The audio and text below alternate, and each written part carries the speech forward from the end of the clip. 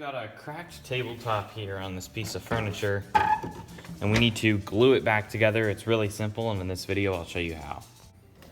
So the idea is to get as much glue in this joint as we can, and this glue here is pretty thin, which is going to help whenever it's trying to get in deeper into the crack. The crack only goes to about here before it stops. Now what you could do is crack off this piece here, finish the crack, but I want to keep this piece as structural as I can. So where it hasn't been glued is going to be the most structural point. So I think I'll be able to get the glue to about here before this will get too tight and I won't be able to get any more glue in, which is fine. Start putting that glue in. And then work it in. We're able to move this crack back and forth, and that's able to evenly distribute it.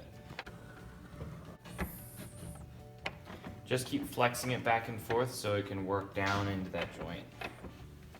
Wipe off the excess glue with like a wet rag or wet towel. Let's put our clamps in place. Start to tighten it down.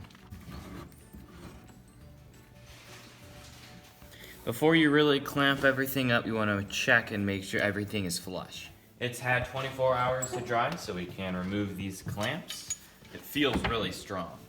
And this crack in the furniture has really just been completely eliminated. It doesn't move at all. And this glue joint's going to be really strong. I'm glad we didn't have to crack the whole piece off. We're able to get that glue in there.